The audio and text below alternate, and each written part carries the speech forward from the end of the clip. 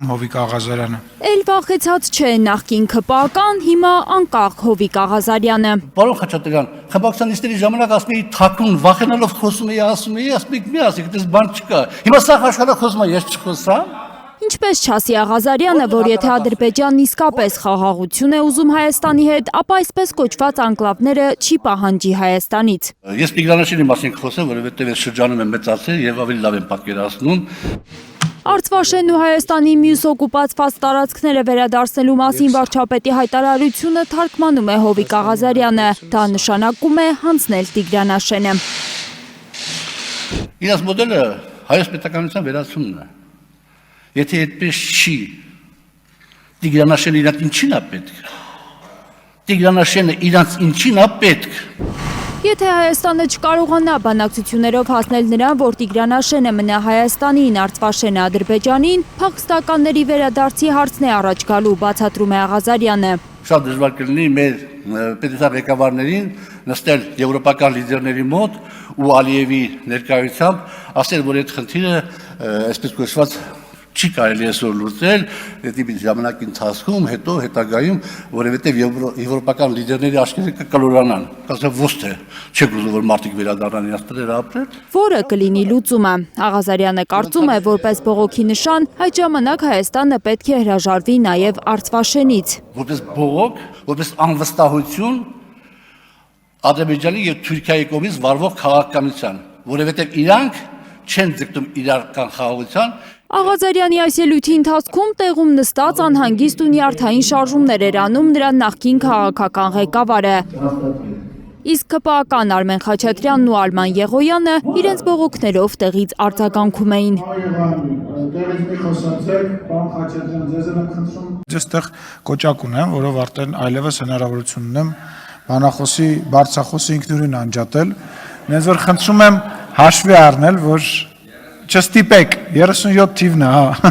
չստիպեք ես դա անեմ։ Հովիկ Աղազարյանի խոսափողը չանջատեց Ալեն Սիմոնյանը, բայց փոխնախագահ Հակոբ Արշակյանը լրացրեց ընդդիմադիր Աննա Գրիգորյանի ձայնը։ Ժամանակը լրանալուց հետո, այն պահին, երբ նա ներկայացնում էր, թե ինչով է հիշվելու ԿՊ-ն իր կառավարման 7 տարիների ընթացքում։ Ամրագրվելու են որպես Արցախը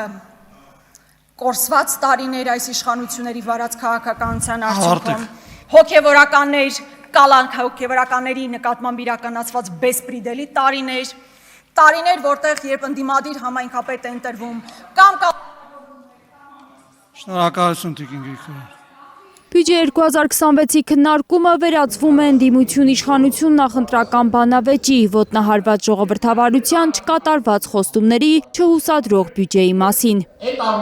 Աննա Գրիգորյանը պնդում է, որ պետական պարտքը 7 տարիների ընթացքում կրկնապատկվել է 7 միլիարդ դրամից հասնելով 14 միլիարդի։ գրեթե 8 միլիարդ պարտք ավելացնելով մեր ապագա սերունդների ուսերին, մի ռազմավարական նշանակության օբյեկտ չեք կառուցել, ատոմակայան չեք կառուցել, ռազմավարական ստրատեգիական նշանակության ենթակառուցվածք չեք կառուցել, երկաթգիծ։ Օտարերկրյա կապիտալը փախչում է մեր երկրից, ներդրումների հոսքը 155 միլիոն դոլարով կրճատվել է։ Աննախադեպ աճերել են գրանցվել, օրինակ սպառողական վարկեր վերցնողների թիվն է 31% ավելացել, խաղադրույքները աննախադեպ աճել են։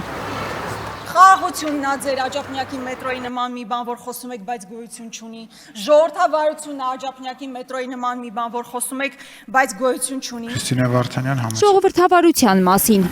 15 համայնքի անուն է կարդում Քրիստինե Վարդանյանը, որտեղ նրա պնդմամբ ԿՊ-ն այս կամ այն կերպ միջամտել է ընտրություններին։ Չէ, սա ընտրությունները չկեղծել է, բանը, կեղծելու հետ կապ չունի, մենք չենք կեղծում ընտրություններ, մենք ուղղակի իրանց արդյունքների հետ հաշվի չենք նստում։ Եկեղեցու 10 թեմերից 3-ի առաջնորդները կալանավորված են։ Հենց Ադրբեջանի հոգևոր առաջնորդը մեր եկեղեցու մասին խոսեց նույն Փաշինյանի հայտարարություններով, հենց Հայաստանում սկսվեց արշավը եկեղեցու դեմ, սրբազաններ միանգամից հանցագործ դարձան։ Վարդանյանի ելույթին չարձագանքել չի կարողանում ազգային ժողովի նախագահը։ Տիկին Գրիգորյան, դուք մի ժպտացեք, դուք ընդհանրապես պետք է չէ, դուք պետք է միշտ տխուր լինեք։ Դուք պետք է մի նյարդայնացեք, ես հասկանում եմ շատ եք նյարդայնանում, որտեղ այն նավը, որը որ դուք լքեցիք, այնուամենայնիվ չխորտակվեց։ Ալեն Սիմոնյանն էլ ինձ անդրադառնալիս, չգիտես ինչու իմ ժպիտը նրա մոտ այսպես նյարդային ինչ որ բան է առաջացնում, ասում է Տիկին Գրիգորյանը նեղվել է, որ ԿՊ-ի նավը չի խորտակվել։ Ես ուզում եմ, որ ինքը իմանա, որ որևէ մեկը հավերժ չի։ Ձեր նավը խորտակվելու է, եւ ես ամեն բան անելու եմ, որ Արցախը կործանածների նավը խորտակվի։ Դուք իրավիճակին չեք տիրապետում, իր թիմակցի միտքը շարունակելով հայտարարում է Հայաստան խմբակցության քարտուղարը։ Ալեն Սիմոնյանը, որն ասում է ժողովուրդն ասում է, ներկայով է խոսում, ասում է մենակ նրանք չլնեն դիմելով ընդդիմությանը, ով ուզում է թող լինի։ Ասեմ, որ պարոն Սիմոնյանի մոտ ոնց որ 2018 թվականի շրջանն է։ Իրականում հիմա որ ժողովրդի մոտ գնում եք, այդ արտահայտությունները վերաբերում են ձեզ։ Երբ ենք սրանցից ազատվելու։ Լիլիթ Սարգսյան, Կարինե Մանգասարյան, Նորայր Շարբաթյան, Հայլուր։